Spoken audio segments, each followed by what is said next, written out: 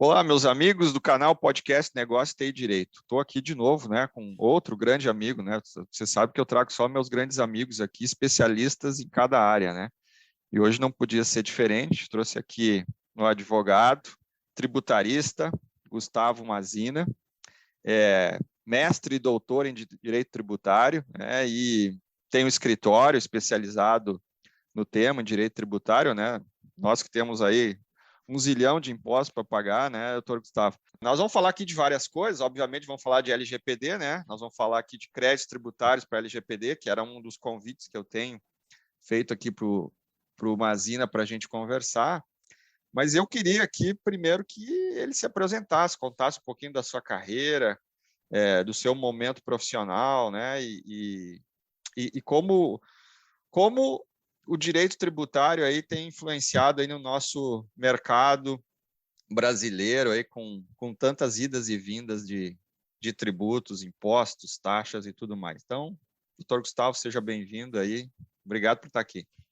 Obrigado, Regis. Antes de mais nada, te agradecer o convite para participar do teu podcast, que está bombando, né? A gente acaba recebendo essas informações aqui e ali. Então, é uma grande alegria poder estar compartilhando aí de alguns minutos contigo e com todo esse público que tem acompanhado aí esse teu podcast. E talvez seja interessante a gente começar a falar um pouquinho, né, nessa linha de me apresentar, né? E é uma coisa que eu vim pensando, né, hoje. Poxa, como é que... Certamente isso vai surgir na minha conversa com o Regis, né?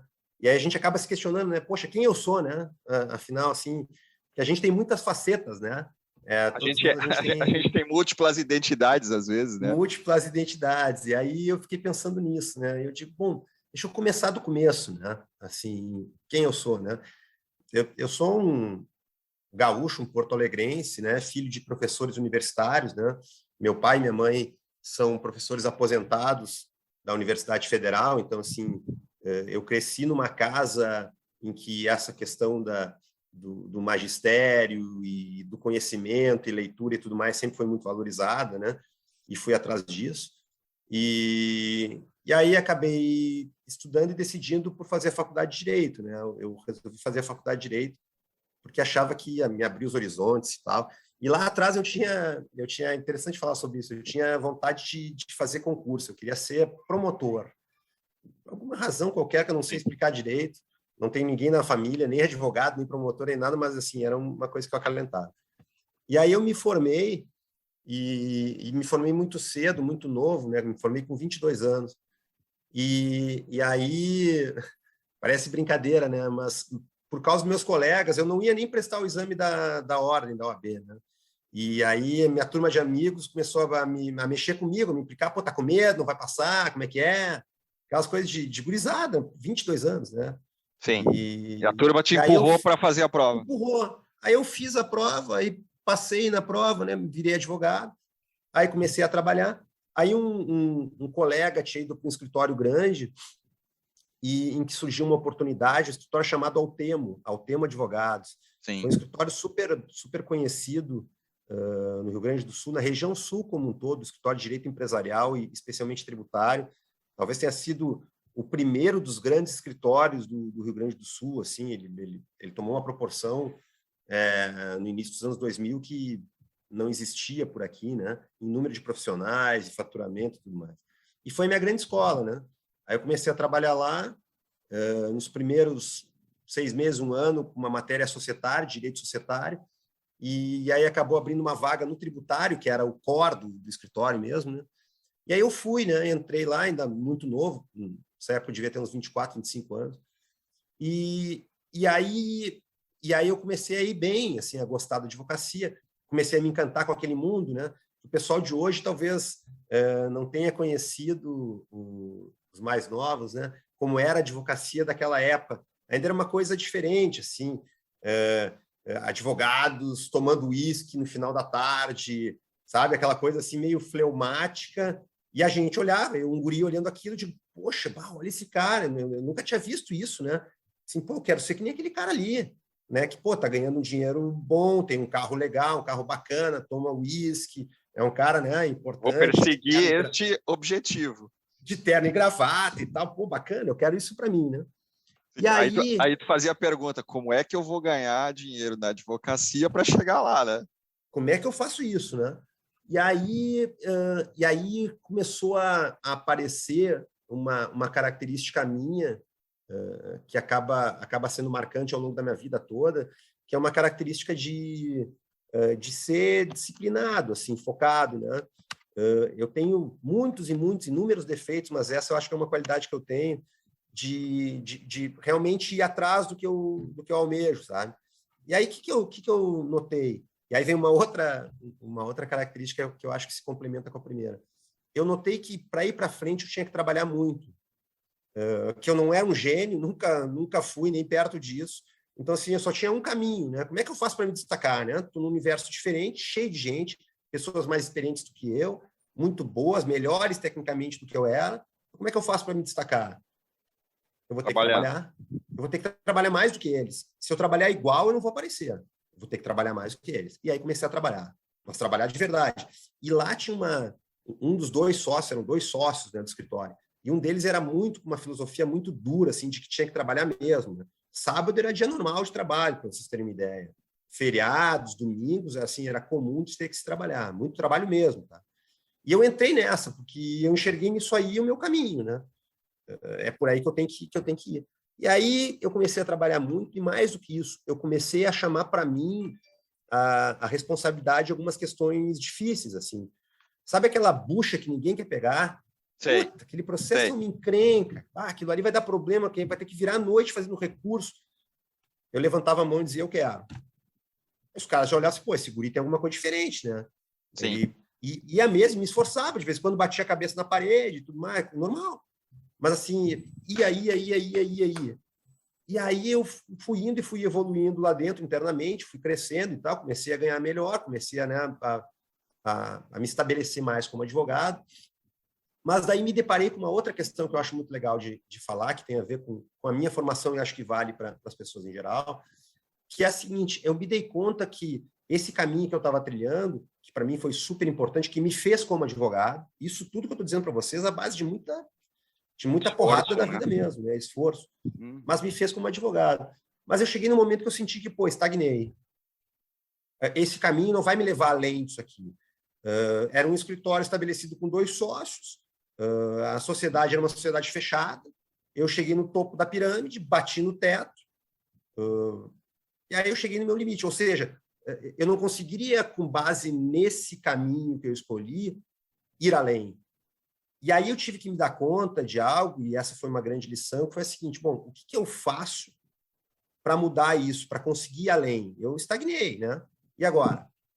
E aí o que eu pensei? Aliás, isso que tu está contando deve ser a história de muitos colegas advogados hoje que começam as suas carreiras, né? Eu imagino que de quase todos, né? Tipo, da grande maioria, talvez, né?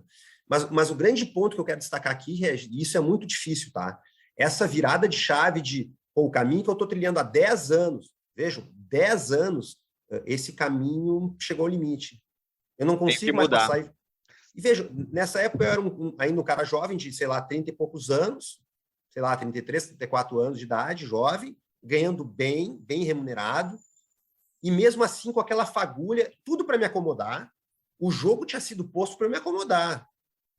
Mas eu tinha dentro de mim aquela inquietude, não, assim, muito cedo, não posso me acomodar, que é isso? Eu tenho que ir além, eu tenho que, né? E aí agora o que eu faço?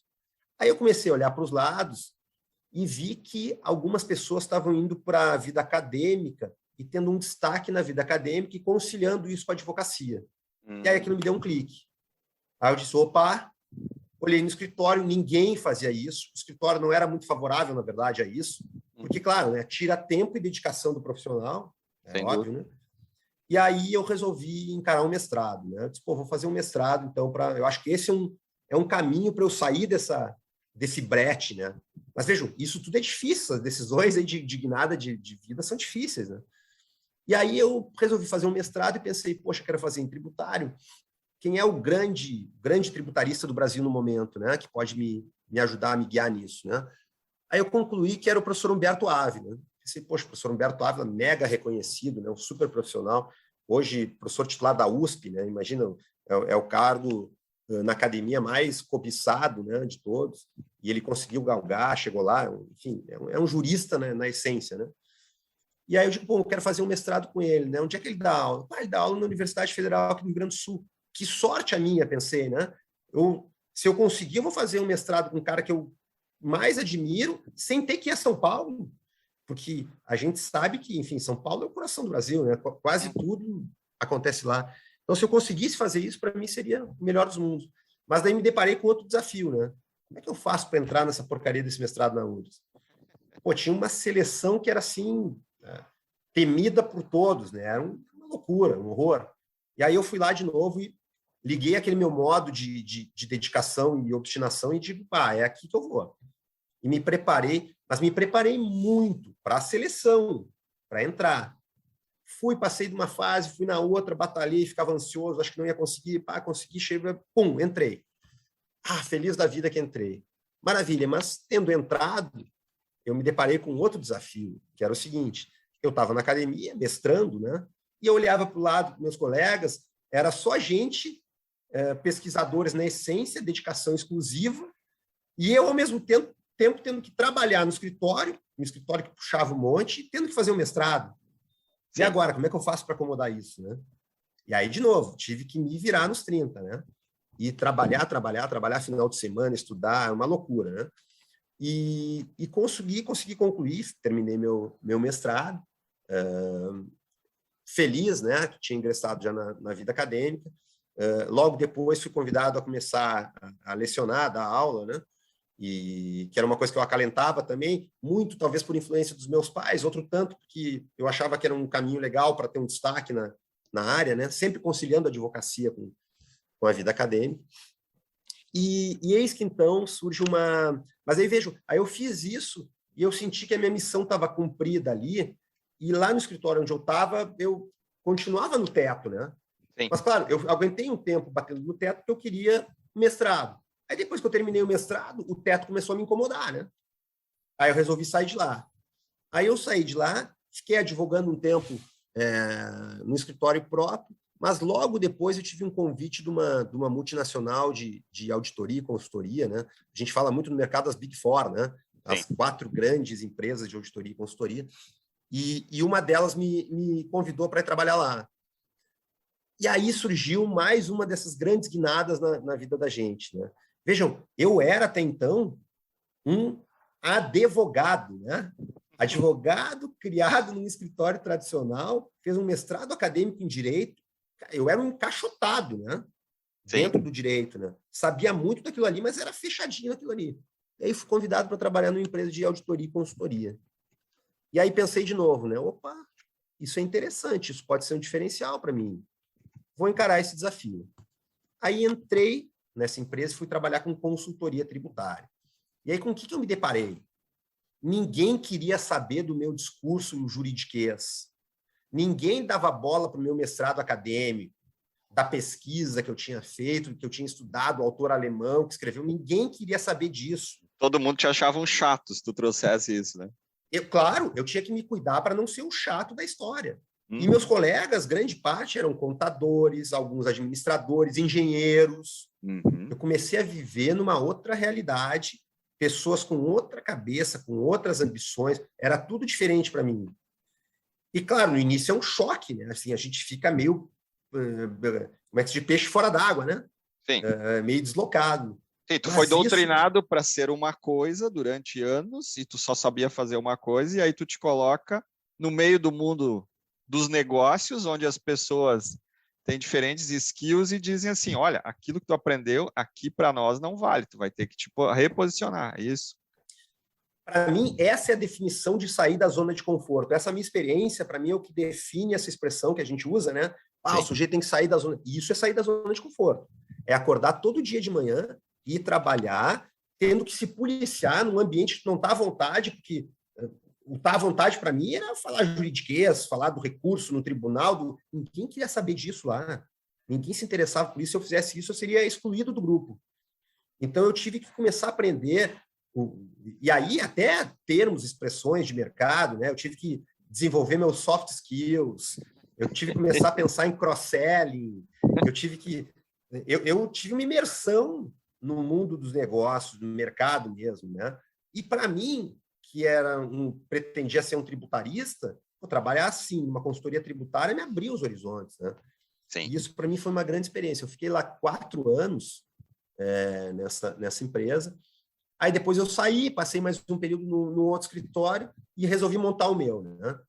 E aí foi também uma outra grande guinada, porque a gente ouve muito falar sobre isso, né? E dizer, poxa, montar um negócio não é fácil, como é que funciona, como é que...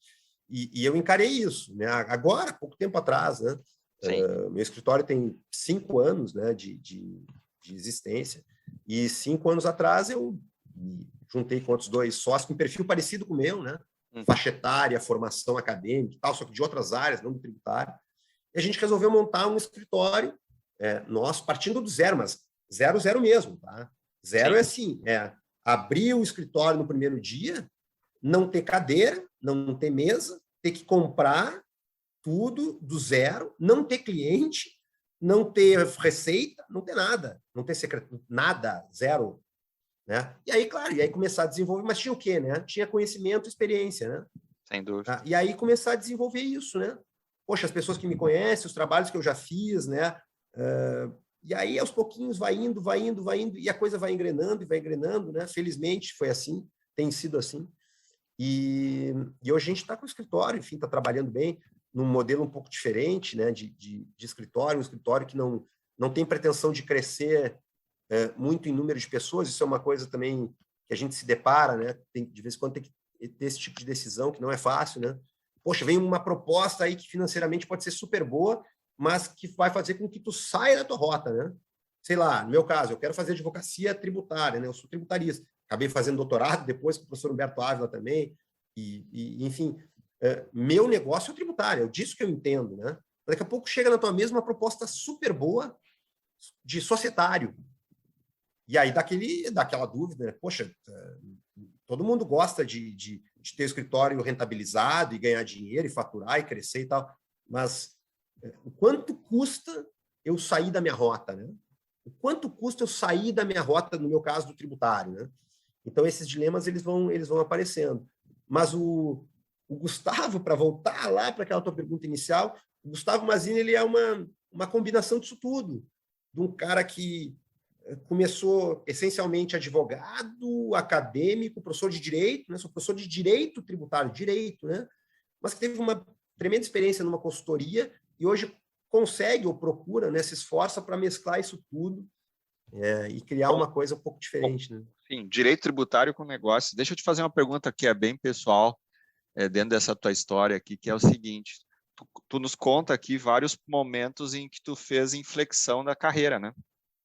Tu estava indo para um lado, daí de repente tu guinou para o outro lado, enfim, tu foi se adaptando. Tu descobriu tudo isso sozinho ou tu teve sempre alguma orientação, alguém próprio da família, teus pais, alguém ficava buzinando no teu ouvido, sei lá, ou assim, te dá um estalo, tu amanheceu no dia, porque muita gente que vai escutar esse podcast aqui, é legal a gente falar de carreira, às vezes alguns aqui trocam ideias comigo, me mandam e-mail, estão em início de carreira, e tem muito colega aqui, advogado, em início de carreira, me escutando, até por causa da LGPD que eu falo tanto, né? Até porque tem um universo novo aí. Mas, às vezes, as pessoas não têm aquele cara do lado para dar aquele bafo na nuca e dizer assim, Mazina, muda, cara, muda, não é isso, tu não nasceu para isso. Ou vai para um outro lado, vai para outro caminho. Como é que foi para ti isso? Excelente pergunta, Regis. E eu concordo contigo. Talvez das coisas mais legais, mais interessantes, mais importantes que a gente tem para trazer, para conversar, seja isso, né? E esses momentos de inflexão, essas guinadas da vida, realmente são fundamentais, porque elas que acabam nos fazendo, né, as pessoas que nós somos, né? Então, isso realmente é muito importante. Mas eu sempre fui um cara muito inquieto, emocionalmente inquieto, assim, né? Eu sempre tive isso, e eu não sei nem se isso é uma qualidade, tá? Ou se é um defeito que quem é assim, acaba sofrendo muito, né? E eu passo por isso, assim, eu estou sempre me questionando as coisas que eu estou fazendo, questionando aonde eu quero chegar. Eu sempre planejei muito tudo. Então, assim, eu sabia onde eu queria chegar, né? Eu não sabia como, mas eu sabia onde eu queria chegar e sabia o preço que eu estava disposto a pagar. Essas duas coisas eu sabia, mas eu não sabia o como. E infelizmente, para mim, eu não tive essa pessoa, eu não tive esse cara, esse guia, né? Eu tive que, ao longo da vida, ir olhando, criando meus modelos, né? E me espelhando neles, mas assim, meio que a cega, sabe? Olhando assim, poxa, o Regis, eu queria ser como o Regis. Mas assim, eu não tinha o Regis do meu lado me dizendo, pô, faz isso, faz aquilo, vai por aqui, vai por ali, cuidado com isso. Não, eu ia meio que, assim, aprendendo, quebrando a cabeça e me Intuição virando. pura, Assim. intuição pura de uma zina para dizer aqui é melhor para mim, aqui não é, e aí eu vou escolher esses caminhos. Mas essa determinação que tu salientou, que é uma das tuas características, né, qualidades, para mim eu acho que é fundamental, né? Porque desistir muito cedo atrapalha, né? Eu tenho uma frase que eu uso muito, que eu gosto, eu me identifiquei com ela desde sempre, que é a seguinte, e ela é verdadeira, né? Na minha vida, Gustavo Mazina, eu conheci pouquíssimas pessoas geniais. Talvez uma ou duas. Não passa disso. Pô, eu conheço toda essa, né, a trajetória, eu acabo conhecendo muita gente. Talvez duas pessoas geniais. Nada além disso. Mas eu conheço muitas e muitas e muitas pessoas bem-sucedidas. Ou seja, para ser bem-sucedido não precisa ser genial. Perfeito. Tá, mas o que essas pessoas bem-sucedidas têm em comum? Concluí eu. Elas são determinadas. Isso elas são. Porque se não for determinado e não for genial, bom, meu amigo, aí tu tá contando com a sorte, né? Sim. Aí... E como ser genial não depende da gente, o cara ou nasce com dom, né? Pô, sou o Messi, o Ronaldinho Gaúcho, nasci com dom. Bom, aí é brincadeira. Mas se eu não sou esse cara, e esse cara é 1 em 1 milhão, como é que eu faço para chegar lá? Ralando. Então, isso sempre me guiou. E eu sempre, de novo, eu sabia onde eu queria chegar, não sabia como, né? E aí eu fui Sim. criando o caminho, né? Sim. Então, isso meio que... É a água do rio indo para o mar, né? Vai contornando os obstáculos, mas nós vamos chegar lá. Né? É isso aí. É isso. Legal. Olha só, vou te provocar agora aqui, porque eu sei que tem alguns ouvintes aqui que querem ouvir de um grande tributarista, professor, advogado especializado em direito tributário, a pergunta que não quer calar para os colegas que trabalham com LGPD. LGPD gera ou não gera crédito de PIS e COFINS no Brasil? E se gera, como se gera esse crédito? Queria que hoje tu desse aqui, óbvio, numa síntese, né, em alguns minutos aqui, uma aula sobre esse tema, porque esse tema já veio várias, e tantas vezes, até em decisões judiciais, a gente tem visto, né? E tem muita gente hoje executando projetos de LGPD que às vezes pode se aproveitar desses créditos, enfim, e reduzir custos, né, em relação ao seu projeto. Mas a pergunta é, isso tem fundamento? Tem base tributária no Brasil para se aproveitar disso ou não? O que tu acha? Mais uma excelente pergunta, Regis. O que acontece? Nós temos no Brasil uma série de tributos, né? E cada um com a sua conformação própria, né? A gente tem imposto de renda, contribuição social sobre o lucro líquido, a contribuição previdenciária que incide sobre a folha, tem ICMS sobre as operações de circulação de mercadoria, tem ISS sobre a prestação de serviço, tem contribuição ao PIS, tem COFINS, tem taxas das mais... Assim, é um universo, né? E dentro desse universo, tem duas contribuições que se destacam, que são muito, muito importantes, que são exatamente a contribuição ao PIS e a COFINS, né? As pessoas elas estão acostumadas a ouvir, né, essas duas expressões, porque de fato são dois tributos muito, muito importantes, tributos federais da União, e que incidem sobre a receita das empresas, né? Então, como é que funcionam esses dois tributos? Toda receita que uma empresa ofere, todo o faturamento dela vai se sujeitar a essas contribuições. Portanto, primeira conclusão, esses tributos, eles não incidem sobre lucro, sobre resultado positivo, não. Incidem sobre a receita, tudo que eu faturar. Ainda que eu tenha mais custo, ainda que eu gere prejuízo, que eu fature 10 e gaste 12, eu vou ter que pagar as contribuições sobre 10. Certo. Então, assim, já começa daí a nossa a nossa dificuldade, né? Às vezes até resignação com esses tributos, porque eles pegam no faturamento das empresas sem se interessar, sem querer saber se a empresa será ou não lucrativa, né? Muito bem. E esses dois tributos, eles têm ainda uma outra particularidade, que é a seguinte: eles seguem uma conformação diferente dependendo do tipo de empresa que a gente está tratando. Empresas que são tributadas no âmbito do imposto de renda pelo lucro real, o que acontece? O imposto de renda ele também tem sistemáticas diferentes, né? Sim. A gente fala em lucro real, lucro presumido e lucro arbitrado, para tentar ser bem objetivo e didático, né? O lucro real é o regime de tributação do imposto de renda de grandes empresas, que faturam acima de X milhões, e algumas, por natureza mesmo, né, pelo objeto social delas, como bancos, seguradoras, esses daí não escapam do lucro real, né, independente do faturamento. Mas quando a gente fala em lucro real, portanto, o que vem na cabeça das pessoas que trabalham com direito tributário? Grandes empresas, Perfeito. Empresas de porte maior. Essas grandes empresas que são sujeitas ao lucro real do imposto de renda, o PIS e a COFINS delas, eles seguem o regime não cumulativo. Já as empresas menores, que estão no lucro presumido, o PIS e a COFINS seguem um regime cumulativo. Então, lucro presumido de imposto de renda é igual a PIS/COFINS cumulativo. Lucro real do imposto de renda é igual a PIS/COFINS não cumulativo. E qual é a diferença desses dois regimes de PIS e COFINS, né?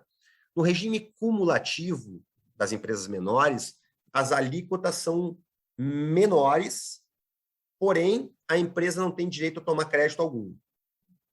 Então, por que cumulativo? Que vai se cumulando. Não tem compensação com crédito, não tem nada. A minha alíquota é, por hipótese, 5%, eu vou pagar 5% sobre minha receita, meu faturamento, ponto final, acabou. Vira a página. Isso no regime cumulativo. Claro, isso é um regime que facilita a apuração, porque não tem muita conta a fazer, né? Eu pego minha receita toda e aplico uma alíquota e está resolvido. Já as empresas maiores, né, que estão no lucro real para fins de imposto de renda, o regime do PIS e da COFINS para elas é o regime não cumulativo, que é um pouco diferente. As alíquotas no regime não cumulativo de PIS e COFINS são maiores. Então, ao invés de uma alíquota de 5%, por hipótese, vai ter uma alíquota de 10% incidindo sobre a receita. Mas, e aí entra a característica desse tipo de regime, essas empresas elas têm direito a compensarem créditos. Então, no regime não cumulativo, a gente tem duas coluninhas, né? O débito dos tributos, aplico a alíquota sobre a receita, né, da empresa e chega ao valor do débito. 10% de 1 milhão é 100 mil. Esse é o débito dela. Perfeito. Mas não terminou aqui minha conta. No regime não cumulativo, eu tenho uma outra coluna, que é a coluna dos créditos. E aí a empresa vai verificar na legislação o que dá direito a crédito para ela. Porque esses créditos vão compensar. Então, se por hipótese eu tenho 100 mil de débito e tenho 30 mil de crédito, eu vou pagar no final 70. Perfeito. Porque eu compenso meus créditos com os débitos. Mas percebam que isso causa uma dificuldade redobrada, eu diria. Porque eu tenho que me preocupar com a coluna do débito, está sendo feita de forma correta a apuração, a alíquota está sendo aplicada e a alíquota correta, todas as receitas estão sendo tributadas, isso tudo é débito.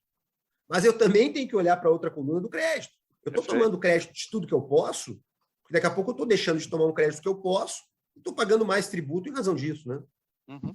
E é nesse cenário que entra a discussão da LGPD. Então, recapitulando, né? A gente está falando de um cenário de empresas grandes, de maior porte, portanto, lucro real, que se sujeitam a PIS/COFINS não cumulativo. Tá, então este, assim, sendo bem didático, este é o primeiro critério para a gente dizer se LGPD ou não vai se aplicar como crédito. Né? Porque empresas de lucro real de regime não cumulativo. É o primeiro critério para a gente conversar. Perfeito. Entendi. Perfeito. Aí a gente já faz um corte, né? Assim, a LGPD dá direito a crédito de PIS e COFINS? Dá, vírgula, para as empresas sujeitas ao regime não cumulativo do PIS e da COFINS, que são essas do lucro real, as empresas maiores, né? Então, esse é o primeiro corte para quem não está muito familiarizado com direito tributário para se situar, né? Então, muito bem, são essas empresas. Mas a gente precisa daí dar um passo além, né? E pensar, bom, a legislação Federal, ela concede direito a crédito em que situações? No âmbito do PIS e da COFINS. E aí nós temos no regime não cumulativo 2 leis que regem, né, o PIS e a COFINS, que são a Lei 10.637, 10.637 de 2002, e a Lei 10.833 de 2003.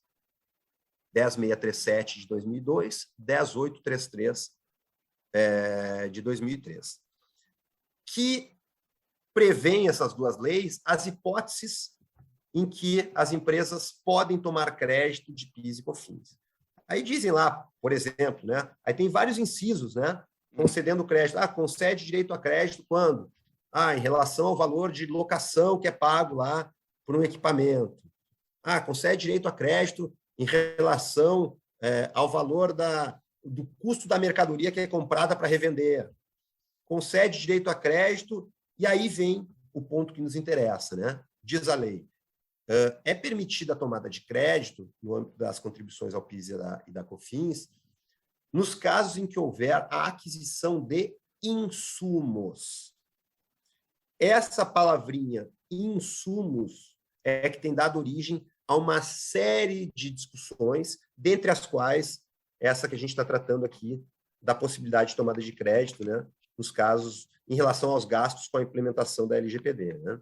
Vou simplificar aqui para ser mais do que didático. Né? Nestas leis como é que é, de apropriação de créditos, não está escrito, obviamente, a palavra LGPD. A abertura da discussão que a LGPD está gerando é em função exatamente do que tu chama de insumos. Tá, beleza, é isso aí. Essa é a palavra, insumo, é a palavra que o legislador utilizou. Perfeito. Na literalidade das leis, está dito, olha, os gastos com insumos dão direito a crédito. Perfeito. E aí surgiu a discussão, isso já há alguns anos atrás, né? A discussão natural, típica do direito, né? Sim. Mas, afinal, o que são insumos, né? Sim, era a minha próxima pergunta, né? Tá, legal, porque essa discussão, ela provavelmente extrapola, né? O teu vasto conhecimento extrapola a LGPD, né? Eu estou trazendo a LGPD porque me interessa fazer esta abordagem, mas isto deve extrapolar muito essa discussão. O que é insumo? Muito antes do surgimento da LGPD, da implementação da LGPD aqui no Brasil, a gente já tinha essa discussão. Vamos lá, as leis são de 2002 e 2003. Perfeito. Então, desde lá, tem se discutido o que são insumos. A Receita Federal, no primeiro momento, ela tentou restringir, obviamente, né? Tentou restringir ao máximo essa interpretação para dar o crédito nas hipóteses mais restritas que ela conseguiria, né? Para fechar o conceito. E os contribuintes, ao contrário, obviamente, também tentaram ampliar essa interpretação. E aí se discutiu muito o que seria insumo. Até que o STJ, agora, há poucos anos atrás, ele chegou a uma definição, né, sobre o conceito legal de insumo no âmbito do PIS e da COFINS. E aí o STJ ele disse o seguinte, que para verificar o que é insumo, né? Bom, insumo é aquele produto ou aquele serviço necessário, produto ou serviço necessário à realização de um processo produtivo por uma empresa, uma indústria, né? Ou mesmo para a prestação de serviço por uma empresa que preste serviço. Perfeito. Então, vamos lá, vamos entender que tem alguma sutileza aqui no meio do caminho. Insumo é produto ou serviço. Então, eu posso ter um serviço que seja insumo. Claro. Na nossa cabeça, normalmente, insumo é aquele material que é usado, é derretido, é transformado, né? Sim, matéria-prima. A gente associa insumo à matéria-prima, mas não é isto. É um pouquinho além disso. Não é só isso, né? Ele é um pouco além disso. Ele pode ser serviço, né? Se eu sou obrigado, se eu preciso contratar lá um serviço, né, de calibragem, por hipótese, né, medição dos meus instrumentos lá do meu processo produtivo, sem os quais, né, sem esse serviço, eu não consigo realizar o meu processo produtivo, bom, isso para mim é um insumo. Eu preciso daquele serviço, né, para realizar o meu processo produtivo. Então, serviço é produto, insumo é produto ou serviço necessário à realização ou de um processo produtivo, se eu estiver falando de uma indústria, né, que é o que vem à cabeça normalmente, mas aí vem o detalhe. ou da prestação de serviço para aquela empresa que preste serviço, né? Então, eu não tenho insumo só na indústria, eu tenho insumo também na prestação de serviço. Tá, entendi. Isso é bem importante. Há até uma discussão sobre a possibilidade de se ter insumo para as empresas que simplesmente realizam a comercialização de mercadoria, mas daí é uma discussão um pouco mais difícil. Tá. Que ela nem industrializa e nem presta serviço, mas ela quer ter direito ao insumo também. Tá. Dá para classificar... Tá, então vamos tentar... Dá para a gente classificar alguns tipos de empresa que prestam esse serviço que teriam insumos? Por exemplo, vamos lá, bancos, seguradoras estariam nesse grupo ou não? Toda empresa, sem exceção, que é uma indústria, né, fabrica produto, sim, ou que presta serviço, seja qual for o serviço, bancário, serviço de, sei lá, de pintura, de gerenciamento de alguma coisa, seja qual for o serviço, qualquer uma dessas duas aqui, se tiver dentro do regime não cumulativo do PIS e COFINS, eu tenho certeza, terá insumo. Perfeito. Mas qual insumo, Gustavo? Bom, aí depende do negócio de cada um, né? Claro. Eu contrato um serviço que eu preciso do meu negócio e o Regis não precisa dele. Então, para o Regis não é insumo, para mim é, né? E aí entra na particularidade de cada negócio. Mas esse corte é importante. Então, indústria ou prestador de serviço, no regime não cumulativo, tem direito ao insumo. Tá, Gustavo, mas onde é que entra a LGPD nessa história, né? Bom, o STJ, quando ele definiu esse conceito de insumo, ele disse o seguinte, ele tentou trazer aí algumas informações, delimitar esse conceito, né, na medida do possível, para trazer mais segurança, né, para todo mundo saber no que pode e no que não pode tomar crédito. E aí, o que o STJ disse? Ele disse, olha, existem 2 critérios para a gente utilizar para saber se um produto ou um serviço é ou não é insumo. E quais são esses 2 critérios? O critério da essencialidade, o primeiro, né, critério que se fala muito, né, essencialidade. Essa palavra para nós é muito, muito, muito importante. E o segundo é o critério da relevância. Essencialidade e relevância. Então, o que é um item essencial? Um produto ou um serviço essencial? Um produto ou um serviço essencial é aquele sem o qual eu não consigo fabricar o produto que eu fabrico ou prestar o serviço que eu presto. Perfeito. Por exemplo, eu sou uma indústria calçadista. Eu faço calçados de plástico. Né? Basicamente, um dos processos mais conhecidos no Brasil, hoje em dia, é esse, né? Grande parte dos calçados são de plástico. Como é que é feito isso? Máquinas injetoras, onde entram bolinhas de plástico, que são derretidas, caem em formas, né? Com a forma do calçado, e aí sai o calçado, depois se coloca alguma coisinha aqui, uma fita ali e tal, e está pronto o calçado.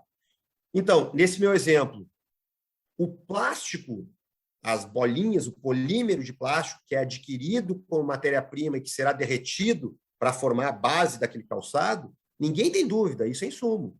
Por quê? Porque é essencial. É impossível fazer o sapato sem derreter aquele plástico, aquele polímero. Então, esse ninguém tem dúvida. Ele é aproveitado no próprio processo e ele resulta, ele é transformado, ele se integra ao produto final, né? Que está sendo produzido, está sendo fabricado. Esse é o exemplo da essencialidade, né? De um insumo essencial. Já o relevante, ele é um pouco diferente. E aqui tem uma margem, ainda tem uma margem de discussão, né? Relevante é aquele insumo que não se integra fisicamente ao produto final, mas que, sem ele, eu ou não consigo fabricar aquele meu produto, ou o meu produto final ele teria uma perda de qualidade muito grande.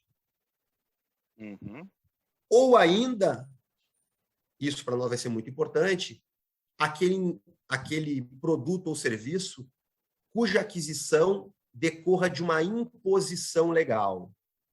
Opa, aqui é um fato novo. Aí que está o ponto, né? Então, na relevância, a gente tem que considerar essas 3 coisas, né?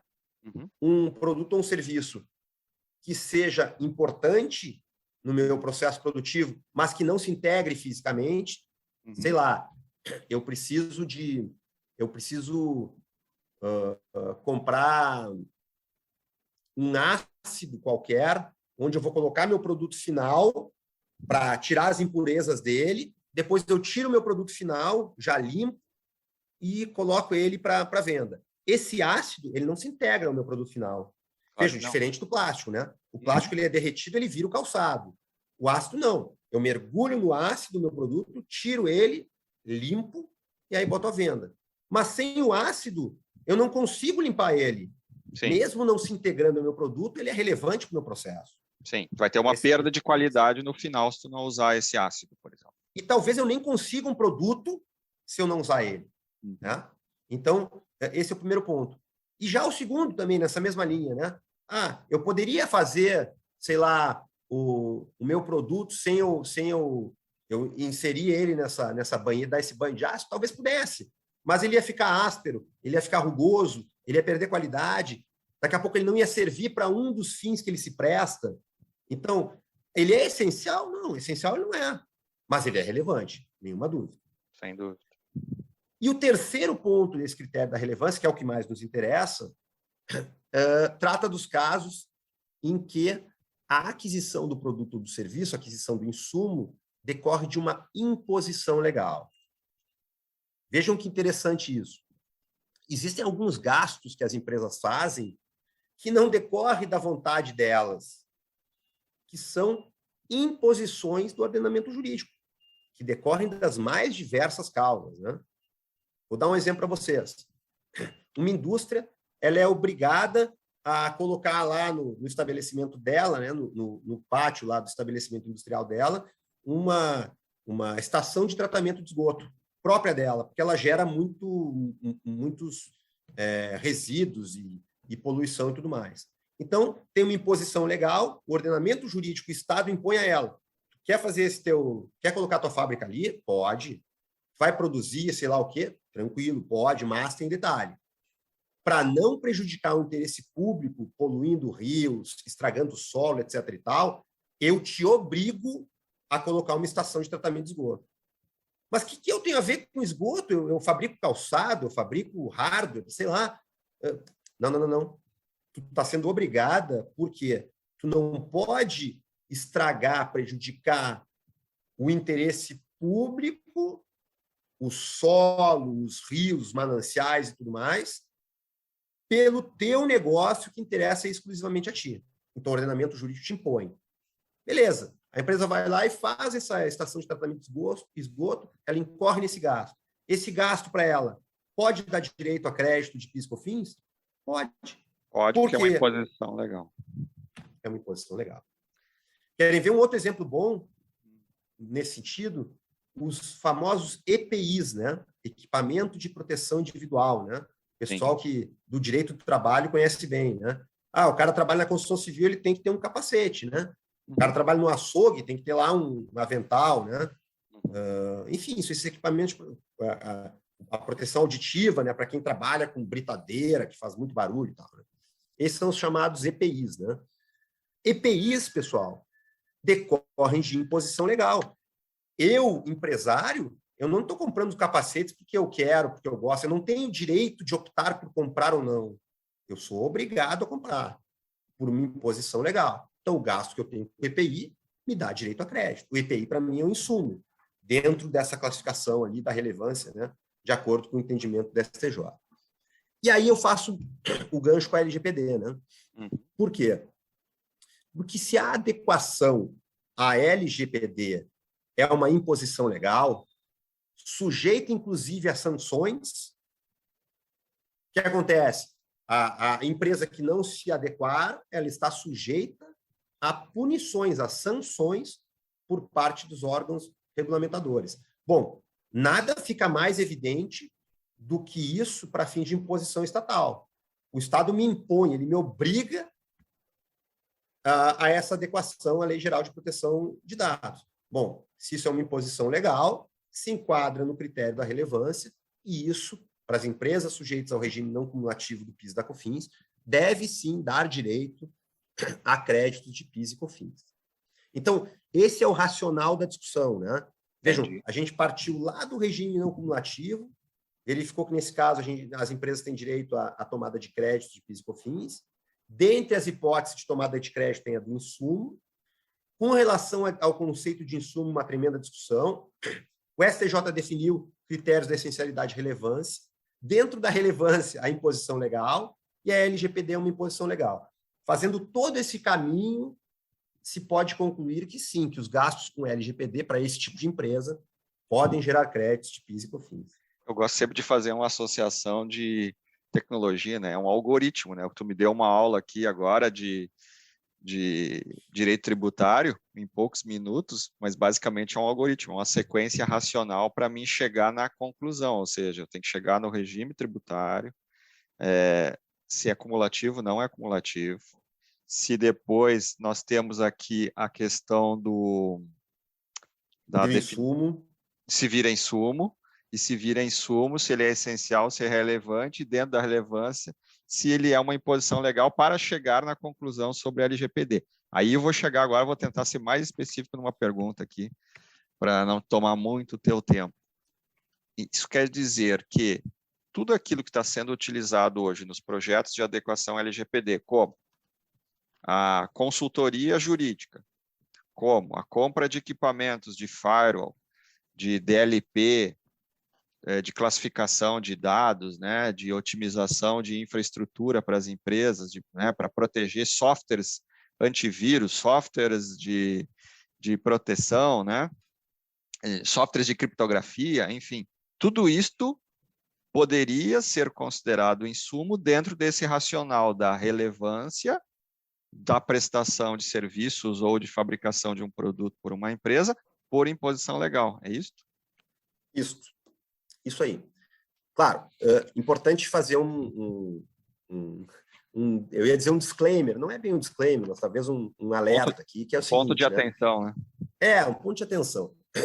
Nós estamos falando aqui de uma discussão sobre a interpretação do conceito de insumo, que parte de uma definição do STJ.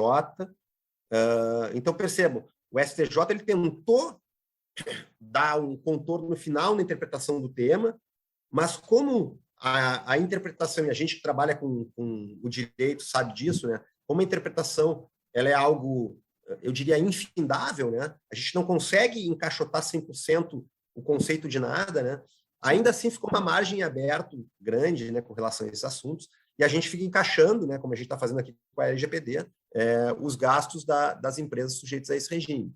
Então, isso tudo para dizer a vocês que ainda tem bastante discussão, e agora algumas focadas exatamente nesse crédito, né, nesse possível crédito decorrente dos gastos com a LGPD. Então, eu conheço alguns processos, né, judiciais já, em que há decisões judiciais, tem um conhecido no Mato Grosso, inclusive, de juízes declarando o direito das empresas a tomar desse crédito, né? Algumas empresas são mais arrojadas e tomam o crédito e vão embora, sujeitando-se eventualmente a uma autuação por parte da Receita Federal. Outras preferem entrar com ações primeiro para se garantir, né? Então, a gente ainda está num campo de uma zona cinzenta em alguma medida, mas o racional é exatamente esse que a gente falou, e pessoalmente eu vejo essa discussão com bons olhos. Assim, eu acho exatamente por esse desencadeamento lógico, né, que a gente veio trabalhando, me parece que é uma discussão bem favorável às empresas. Né? Tá, ou seja, não é um ponto pacífico, mas é uma grande possibilidade hoje de que isso venha a se corroborar, vamos dizer assim, como um entendimento majoritário, né? Então, eu acho que esse alerta tem que ficar, esse disclaimer mesmo, esse ponto de atenção, né? Porque o racional que tu trouxe para nós, e essa verdadeira aula, é fantástico, né? Mas, obviamente, isso vai estar sempre em discussão junto à Receita e vai ter que ser, eventualmente, se tiver divergências, o judiciário vai ter que pacificar de novo o tema, né? E o tempo, né, Regis? O tempo, para nós, ele é sempre muito importante, né? Porque, vejam, a mesma discussão, se vocês me perguntarem, Gustavo, e os EPIs? Os EPIs já está tranquilo. Sim. Já tem muita matéria, muita discussão dizendo que os EPIs, por essa mesma fundamentação, dão direito. Mas como a LGPD ainda é muito nova, a gente ainda não tem esse volume de discussões, né? a formação desse conhecimento específico para nos dar uma segurança maior, né? Perfeito. Mas eu acho que isso vem, ao longo do tempo se virá. Legal. Doutor Gustavo Mazina, tu deu uma verdadeira aula aqui para mim, para os colegas, para os ouvintes aqui dos podcasts. Acho que vai ser extremamente relevante aqui para os temas futuros aqui de discussão, principalmente para grandes empresas que estão hoje investindo muito em LGPD e não é pouco dinheiro que se investe para que se adeque. Afinal de contas, aí nós temos todos os dias notícias de invasão de hackers, vazamento de dados, péssimas práticas de gestão de bancos de dados, enfim, tem bastante coisa para acontecer. Então, eu só tenho te agradecer por estar aqui comigo, com os ouvintes aqui, contando um pouquinho da tua história, né, dividindo o teu conhecimento, que é fantástico. Eu imagino como é bom ser teu aluno, né, te ouvir dessa forma didática, né, porque para mim direito tributário, assim, é sempre algo nebuloso para vários momentos, né? Então, assim, a gente escutar alguém que tem essa didática, a lógica de interpretar as regras que são tão complexas é muito bom, é bom te ouvir.